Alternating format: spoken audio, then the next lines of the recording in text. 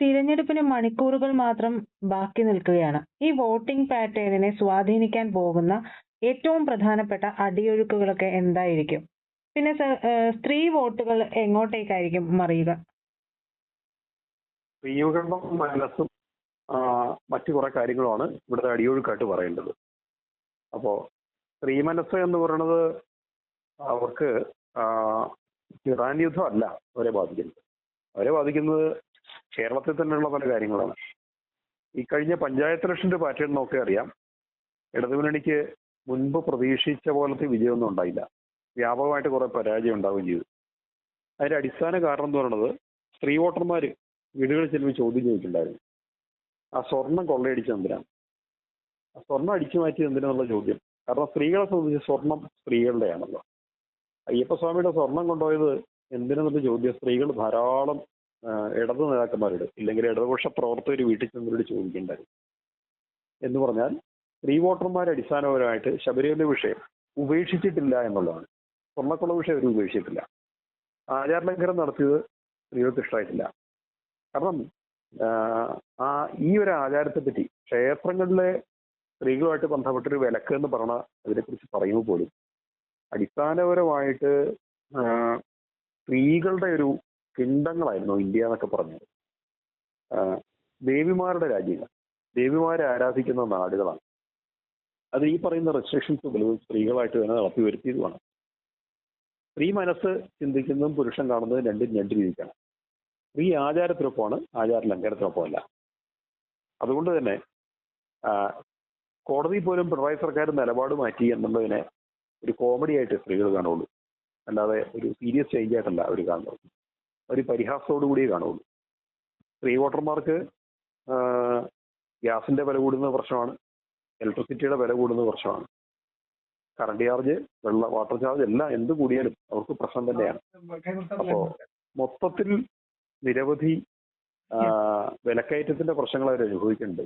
പക്ഷെ ഒരു പൊതു പ്രശ്നമായിട്ട് ശബരിമല വിഷയം, സ്വർണ്ണക്കുള്ള വിഷയം തുടങ്ങിയിട്ടുള്ളതൊക്കെ അവരെ സ്വാധീനിക്കും. ഇത് പ്രത്യേകിച്ച് ഒരു മധ്യകേരളം തൊട്ട് തെക്കോട്ട് ഇതിന്റെ അടിയൊഴുക്കുണ്ട്, അലയൊലികളുണ്ട്. അത് ആരെ പ്രതികൂലമായിട്ട് ബാധിക്കുന്നു ചോദിച്ചാൽ അത് LDF-നെ പ്രതികൂലമായിട്ട് ബാധിക്കാൻ സാധ്യതയുണ്ട്. എന്ന് വെച്ചാൽ UDF-ന് അനുകൂലമാകുമോ എന്നൊരു ചോദ്യം ചോദിച്ചാൽ ഏകപക്ഷീയമായിട്ട് അനുകൂലമാവില്ല എന്നുള്ളതാണ് ഉത്തരം. ഫോർ എക്സാമ്പിൾ, സ്വർണ്ണക്കൊള്ള വിഷയം കത്തു നിൽക്കുമ്പോഴാണ് പഞ്ചായത്ത് ഇലക്ഷൻ നടന്നത്. UDF-ന് തിരിച്ചുവരവിന്റെ സാധ്യത ഉണ്ടായിരുന്ന സ്ഥലമായിരുന്നു തിരുവനന്തപുരം. അവിടെ UDF-ന് തിരിച്ചുവരവല്ല ഉണ്ടായത്, പകരം BJP ജനങ്ങൾ അധികാരത്തിൽ കയറ്റുകയത്. ഇവിടെ പാറ്റേൺ ക്ലിയർ ആണ്. അതായത് പറ്റുമെങ്കിൽ BJP-യുടെ ജവ് ഉറപ്പുവരുത്തിക്കൊണ്ട് LDF-ന് ഒരു പ്രഹരം കൊടുക്കാനാണ് സ്ത്രീ വോട്ടർമാർ ആഗ്രഹിക്കുന്നത്. അല്ലെങ്കിൽ പൊതുവിൽ ശബരിമല വിഷയത്തിൽ പ്രതിഷേധമുള്ള എല്ലാവരും ആഗ്രഹിക്കുന്നു. ഇത് പ്രൊമിനന്റ് ആയിട്ടൊരു മാറ്റമാണ്. അതിന് ഇതോടൊപ്പം തന്നെ വളരെയധികം ചർച്ച ചെയ്യപ്പെട്ട ഒന്നാണ് മതരാഷ്ട്രീയം എന്ന് പറയുന്നത്. നമ്മൾ നോക്കുമ്പം SDP സ്ഥാനാർത്ഥിയുടെ കാര്യം മുമ്പും തന്നെ ഒരു ഇതിൽ പറഞ്ഞായിരുന്നു. അത് വ്യാപകമായിട്ട് ചർച്ച ചെയ്യപ്പെട്ടിട്ടുണ്ട്. എന്നാൽ അതിന്റെ അടിയൊഴുക്ക് എന്താണ് എന്ന് ചോദിച്ചാൽ അടിയൊഴുക്ക് മുസ്ലിം ലീഗ് ഭരണത്തിൽ വരുന്നതിനെതിരെയുള്ള പൊതുവായൊരു ജനങ്ങളുടെ അവബോധമാണ്. ഭരണവിരുദ്ധ വികാരം ഈ സർക്കാരിനെതിരെ ഉണ്ടോ എന്ന് ചോദിച്ചാൽ ഉണ്ടെന്നുള്ളത് വാസ്തവമാണ്. അത് കഴിഞ്ഞ സർക്കാരിന്റെ പിണറായി സർക്കാരിനുണ്ടായിരുന്നു, ഈ പിണറായി സർക്കാരിനുണ്ടായിരുന്നു. പക്ഷെ കഴിഞ്ഞ പിണറായി സർക്കാർ അതിനെ അതിജീവിച്ചു. അന്ന് അവർക്ക് അനുകൂലമായിട്ട് കിറ്റ് കൊടുത്തു തുടങ്ങിയുള്ള ഘടകങ്ങൾ ഉണ്ടായിരുന്നെങ്കിലും പ്രചരണത്തിന്റെ ഏറ്റവും അവസാന നിമിഷങ്ങളിൽ മുസ്ലിം ലീഗ് ചർച്ചയിലേക്ക് വന്നു. മുസ്ലിം ലീഗ് ഇത്തവണ കൂടുതൽ ചർച്ചയിൽ വന്നു. കാരണം എന്താണെന്ന് ചോദിച്ചാൽ SDP പിന്തുണ അല്ല, സ്ഥാനാർത്ഥിയെ പിൻവലിച്ച് ആർക്ക് വേണ്ടിയിട്ടായിരുന്നു? അത് മുസ്ലിം ലീഗിന് വേണ്ടിയിട്ടായിരുന്നു. ഒരു മതഭീകര സംഘടനയെ പോലെ പ്രവർത്തിക്കുന്ന, പെരുമാറുന്ന, സംസാരിക്കുന്ന ഒരു രാഷ്ട്രീയ കക്ഷി മുസ്ലിം ലീഗിന് അനുകൂലമായിട്ട് അവരുടെ സ്ഥാനാർത്ഥി ജയിക്കാൻ വേണ്ടിയിട്ട് സ്വന്തം സ്ഥാനാർത്ഥിയെ പിൻവലിച്ചത് ലീഗ് ഭരണത്തെ സ്വാധീനിക്കുകയും ലീഗ് ഭരണത്തിൽ വരുന്നുള്ള പൊതുവായൊരു ഭീതി ജനങ്ങൾക്കിടയിൽ വരുത്താനിടയാക്കും. ലീഗിലെ ജനങ്ങൾ എന്തിനാ ഭയപ്പെടുന്നത്? ഭയമല്ല, അവരുടെ ഭരണത്തെ സഹിക്കാൻ വലിയ ബുദ്ധിമുട്ടാണ്. മുൻപ് ഉമ്മൻചാണ്ടി ഭരണകാലത്ത് സംസ്ഥാന ഭരണത്തെ ഒട്ടാകെ ഒരു 5-ാം മന്ത്രിയുടെ പേരും പറഞ്ഞ് മുൾമുന നിർത്തിയ ആൾക്കാരാണ് ഈ ലീഗുകാർ. അവരാണെങ്കിലോ കോൺഗ്രസിനെ ഏറ്റവും അധികം സ്വാധീനിക്കുന്നത് ഈ ലീഗാണ്. നമുക്കറിയാം, പണ്ട് കരുണാകരനെ ചാരക്കേസിന്റെ പേരിൽ താഴെ ഇറക്കാൻ ലീഗ് മുന്നിലുണ്ടായിരുന്നു. അതായത് പ്രധാനപ്പെട്ട ഘടകകക്ഷിയുടെ നേതാവ് അല്ലെങ്കിൽ മുഖ്യമന്ത്രി ആരാവണമെന്ന് രണ്ടാം ഘടകകക്ഷിയായിട്ടുള്ള ലീഗാണ് തീരുമാനിക്കുന്നത്. കോൺഗ്രസിനാണ് മുഖ്യമന്ത്രി സ്ഥാനമെങ്കിൽ കോൺഗ്രസിൽ നിന്ന് ആര് മുഖ്യമന്ത്രിയാവുന്നത് ലീഗ് തീരുമാനിക്കണം. സോണിയാഗാന്ധി തീരുമാനിച്ചാൽ പോരാ, പാണക്കാട്ടിൽ നിന്ന് തീട്ടൂരം വരണം, അതിനകത്ത് കുഞ്ഞാലിക്കുട്ടി സാഹിബ് മറുതുല്യം ചാർത്തണം. ഇതൊക്കെയാണ് പ്രശ്നം.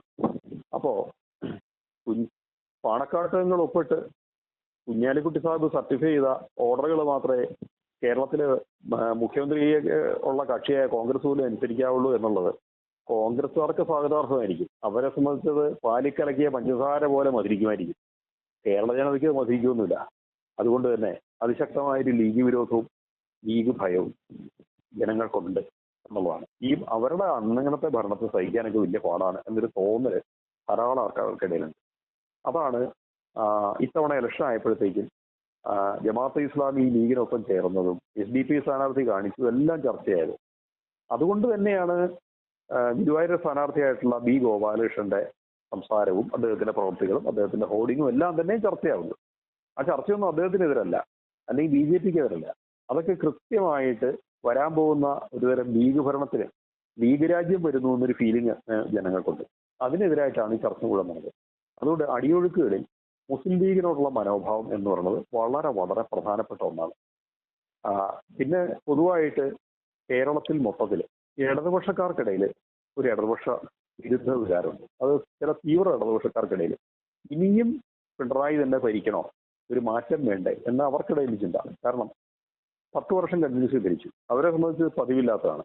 ഇത് ഇനി മുന്നോട്ട് വരെ സ്വന്തം പാർട്ടി നശിച്ചു പോകും, അല്ലെങ്കിൽ പാർട്ടിയുടെ എന്തൊക്കെയാണോ ആദർശങ്ങൾ അതെല്ലാം ഇല്ലാണ്ടാവും എന്ന് ചിന്തിക്കുന്ന ഒരു കൂട്ടം തീവ്ര ഇടതുപക്ഷക്കാരാണ്. അവർ പാർട്ടിക്ക് അകത്ത് കുറച്ച് വിമതപ്രവർത്തനം നടത്തുന്ന പോലെ പലയിടത്തും ശ്രദ്ധയിൽപ്പെടുന്നു.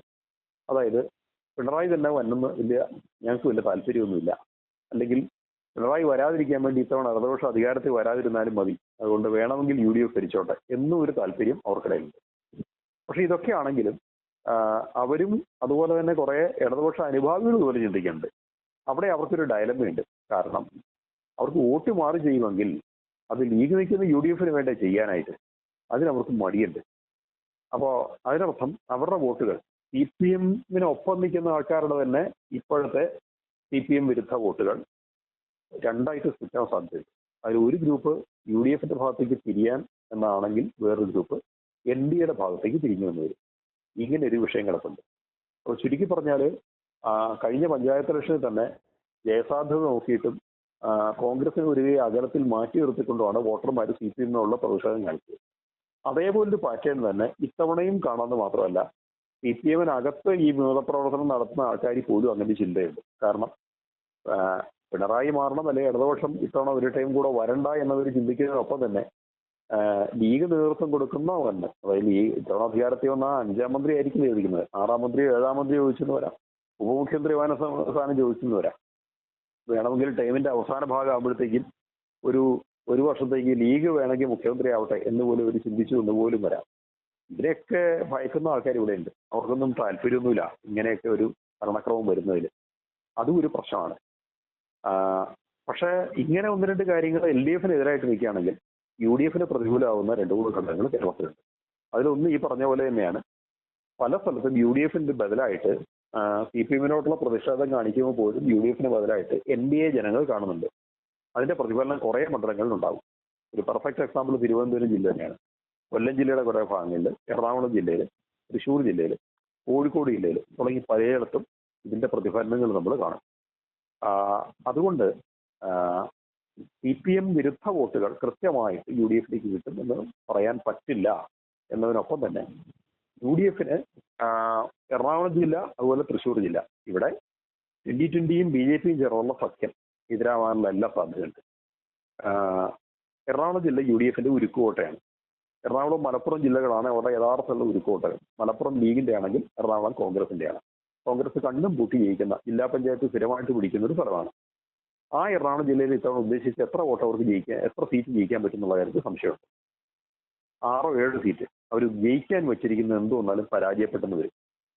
അതിൽ എക്സാമ്പിൾ 1 പെരുമ്പാവൂരാണ്, 2 കുന്നത്തുനാടാണ്, 3 തൃപ്പൂണിത്തുറയാണ്, 4 തൃക്കാക്കരയാണ്, പിന്നെ കോതമംഗലം, അങ്കമാലി, കൊച്ചി, ഇങ്ങനെ തുടങ്ങിയിട്ട് എറണാകുളം ജില്ലയിലെ തന്നെ പല മണ്ഡലങ്ങളും. ഈവൻ പിറവം മണ്ഡലത്തിൽ പോലും UDF പരാജയപ്പെട്ടേക്കാം എന്ന് ഒരു ഭീതി അവിടുത്തെ UDF അനുഭാവികളിലും പാർട്ടി പ്രവർത്തകരും വന്നിട്ടുണ്ട് എന്നാണ് ഞാൻ അറിയുന്നത്. ഇത് യു ഡി എഫിനെ സംബന്ധിച്ചൊരു സീരിയസ് പ്രോബ്ലമാണ്. കാരണം ഒരു പ്രതീക്ഷിക്കാത്ത അവർക്ക് എഗനസ്റ്റ് ആയിട്ട് എല്ലാ സാഹചര്യം അനുകൂലമായിട്ടും അവർക്ക് എഗനസ്റ്റ് ആയിട്ട് ടേൺ ഔട്ട് ഉണ്ടാകുന്നു. എറണാകുളം ജില്ലയുടെ മനസ്സ് മാറുന്നു. എറണാകുളം ജില്ല എൻ ഡി എ അനുഭാവത്തിലേക്ക് പോകുന്നു. എൻ ഡി എ അനുഭാവത്തിലേക്ക് പോകുന്നത് യു ഡി എഫിന് കിട്ടേണ്ട വോട്ടുകൾ കുറയ്ക്കാനിടയാക്കും. ഇതാണ് അവർ ഫേസ് ചെയ്യുന്ന ഒരു പ്രശ്നം. ഇതിന്റെ കുറെ പ്രതിഫലനങ്ങൾ തൃശ്ശൂർ ജില്ലയിലും പലയിടത്തും കാണാം.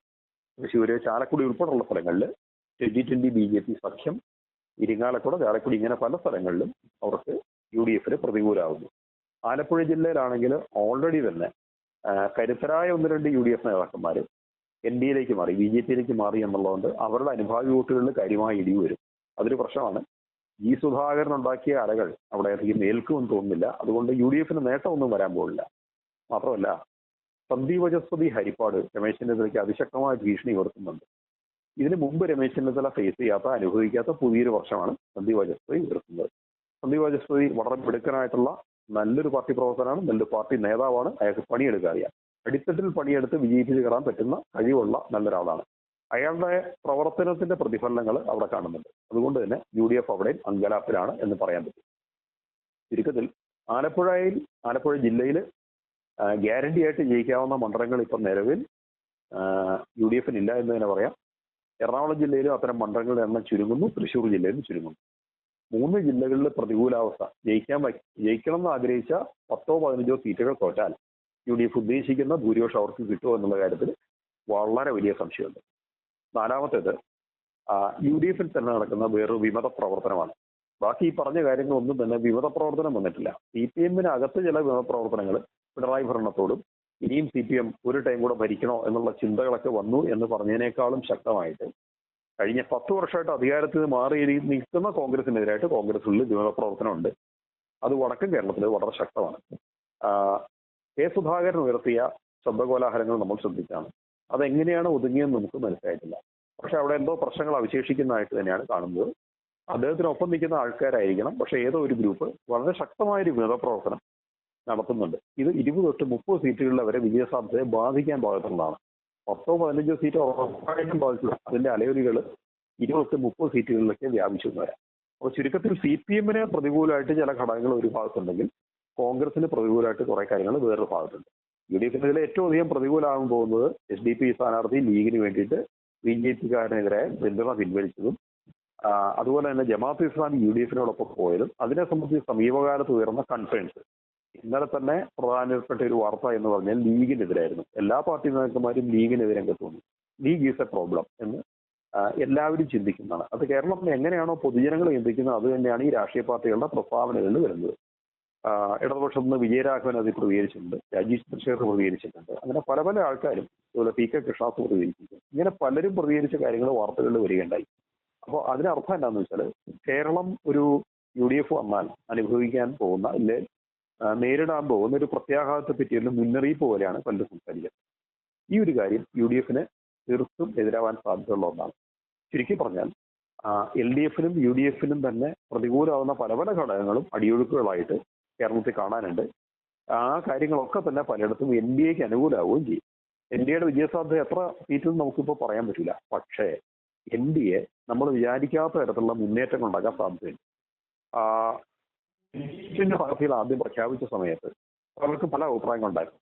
ചിലത് പോസിറ്റീവായിട്ട് അനുകൂലിച്ചു, ചിലത് നെഗറ്റീവായിട്ട് വരുന്നു. ഒന്നല്ലെങ്കിൽ ഇന്ത്യ എന്ന് പ്രഖ്യാപിച്ച സ്ഥാനാർത്ഥികളുടെ പ്രമുഖ സ്ഥാനാർത്ഥി തൃപ്പൂണിത്തുറയിൽ അഞ്ജലിയായിരുന്നു. അതൊരു വളരെയധികം മുന്നേറി എന്ന് മാത്രമല്ല, ഇടതുപക്ഷ കോട്ടയത്തെ ഉദയംപേരൂരിലെ ഏറ്റവും കൂടുതൽ വോട്ട് പിടിക്കാൻ പോകുന്നത് BJP ആയിരിക്കും എന്ന റിപ്പോർട്ടുകൾ അവിടെ നിന്ന് കിട്ടുന്നുണ്ട്. അതുപോലെ തന്നെ പള്ളുരുത്തി മരട് മേഖലകളിലും ടൗണിൽ തന്നെ താമസക്കാരിയായിട്ടുള്ള ഈ സ്ഥാനാർത്ഥിക്ക് വ്യക്തമായ പിന്തുണയുണ്ടെന്നുള്ള വേറൊരു കാര്യമാണ്. ടൗൺ BJP ആണ് ഭരിക്കുന്നത്. അവരുടെ പൂർണ്ണ പിന്തുണ ആയെന്ന് മാത്രമല്ല, നല്ല പ്രവർത്തനം കൊണ്ട്, ചിട്ടയായ പ്രവർത്തനം കൊണ്ട്, അച്ചടക്കമാർന്ന പ്രവർത്തനം കൊണ്ട്, ആകർഷമായ പ്രവർത്തനം കൊണ്ട് അവർക്ക് ജനങ്ങൾക്കിടയിലേക്ക് ഇറങ്ങി ചെല്ലാൻ പറ്റിയിട്ടുണ്ട്. അഖിൽമാരാണെങ്കിൽ കഴിഞ്ഞ ആഴ്ച തന്നെ തൃക്കാക്കരയിൽ 2ാം സ്ഥാനത്തേക്ക് പ്രചരണത്തിലെത്തി എന്നുള്ളത് വളരെ വ്യക്തമായി. അയാൾക്ക് ഇലക്ഷൻ കഴിഞ്ഞ് വോട്ടെണ്ണുമ്പം അയാൾക്ക് 2ാം സ്ഥാനമെങ്കിലും ഉറപ്പാണ്. പക്ഷെ കഴിഞ്ഞ 2-3 ദിവസത്തെ പ്രവർത്തനങ്ങൾ അതിന് മുകളിലേക്ക് പോകുമ്പോൾ അയാളെ സഹായിക്കുന്നുണ്ട്. കുന്നത്തുനാട്ടിൽ ഒരു ഘട്ടത്തിൽ സജീന്ദ്രൻ കോൺഗ്രസിന്റെ ആള് കുറെ മുന്നിൽ വന്നെങ്കിലും അതൊക്കെ ബാബു ദിവാരൻ എന്ന NDA സ്ഥാനാർത്ഥി 2020 സ്ഥാനാർത്ഥി തിരിച്ചു വിളിച്ചിട്ടുണ്ട്. മറ്റൊരു സ്ഥലം എന്ന് പറയുന്നത് പെരുമ്പാവൂരാണ്. പെരുമ്പാവൂര് ആരും തന്നെ UDF അല്ലാതെ മറ്റൊരു കക്ഷി വരില്ല എന്ന് ചിന്തിക്കുന്ന സ്ഥലത്ത് UDFന്റെ സാധ്യത അങ്ങേയറ്റം മങ്ങുകയും 47,000 വോട്ട് NDA പിടിച്ചാൽ അവിടെ വിജയസാധ്യത NDAക്കാണ്. 2020 BJP സഖ്യം വന്നുകൊണ്ട് അത് സാധിക്കും എന്നുള്ള ഒരു പ്രതീക്ഷ 2020യുടെ പെരുമ്പാവൂർ പ്രവർത്തകർക്ക് വന്നിട്ടുണ്ട്. ഇതൊക്കെ എടുത്തു പറയേണ്ട ഘടകങ്ങളാണ്. പിറവം മണ്ഡലം, മൂവാറ്റുപുഴ മണ്ഡലം, തൊടുപുഴ മണ്ഡലം തുടങ്ങി പലയിടത്തും NDA വളരെ ശക്തമായിട്ടുള്ള പ്രവർത്തനം നടത്തുന്നുണ്ട്. അങ്ങനെ വരുമ്പോഴത്തേക്കും എറണാകുളം ജില്ല, അവിടുത്തെ കിഴക്കൻ മേഖലയുടെ ഇടുക്കി ജില്ലയുടെ കുറേ ഭാഗങ്ങൾ, ഇവിടെയൊക്കെ നമ്മൾ ഉദ്ദേശിക്കാത്ത തരത്തിലുള്ള മാറ്റങ്ങൾ ഉണ്ടാകുന്നുണ്ട്. ദേവികുളം എന്ന് പറയുന്ന സ്ഥലത്ത് ടോട്ടലി 45,000 വോട്ട് പിടിച്ചാൽ NDA സ്ഥാനാർത്ഥിയായിട്ടുള്ള എസ് രാജേന്ദ്രന് വിജയിക്കാൻ പറ്റും. അദ്ദേഹത്തിന് പേഴ്സണലായിട്ട് സ്വാധീനിക്കാൻ പറ്റും. ഇടതുപക്ഷ വോട്ടുകൾ ചേർന്നാലാണ് അത് സാധിക്കുക. അതിന് പോലും അവിടെ സാധ്യതയുണ്ട് എന്ന് കാണുന്നു. അതായത് NDAയുടെ വിജയസാധ്യതകൾ പലയിടത്തും വർദ്ധിച്ചു കൊടുത്തിട്ടാണ് വരുന്നത്.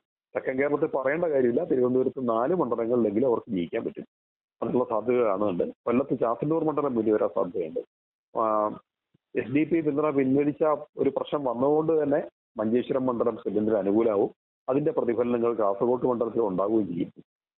തൃശ്ശൂരാണെങ്കിൽ നാട്ടികയും മണലൂരും തൃശ്ശൂർ ടൗൺ, ഇത് മൂന്നും തന്നെ BJPക്ക് അനുകൂലമാവുന്ന ഒരു സിറ്റുവേഷനാണ് കാണുന്നത്.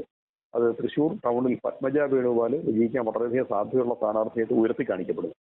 പാലക്കാട് മണ്ഡലത്തിൽ നിന്ന് കഴിഞ്ഞ ദിവസം വന്ന പ്രതികരണങ്ങൾ നോക്കുകയാണെങ്കിൽ BJP സ്ഥാനാർത്ഥി മാത്രമേ ജയിക്കുകയുള്ളൂ എന്ന മട്ടിലാണ് ന്യൂസ് മീഡിയയിൽ ജനങ്ങൾ പ്രതികരിക്കുന്നത്. അപ്പോൾ ചുരുക്കത്തിൽ ഇതൊട്ടും തന്നെ മോശമല്ല. NDA സംബന്ധിച്ച് വളരെയധികം മുന്നേറുന്നതാണ്. NDA എത്ര വോട്ട് പിടിക്കുന്നോ, അവരെത്ര സീറ്റ് പിടിക്കുന്നോ, ഇതൊക്കെ UDFനെ LDFനെ എങ്ങനെയൊക്കെ പ്രതികൂലമായിട്ട് ബാധിക്കും എന്ന് മാത്രം പറയാൻ പറ്റില്ല. പക്ഷെ ഞാൻ ലിസ്റ്റ് ചെയ്ത് പറഞ്ഞ ഈ പറഞ്ഞ 4-5 അടിയൊഴുക്കുകൾ എന്നുള്ളത് UDFനെ LDFനെയും പ്രതികൂലമായിട്ട് ബാധിക്കുന്ന പലതുമുണ്ട്. അത് പലതും NDAക്ക് പലതരത്തിൽ ആനുകൂല്യം നടത്തുന്നതാണ്.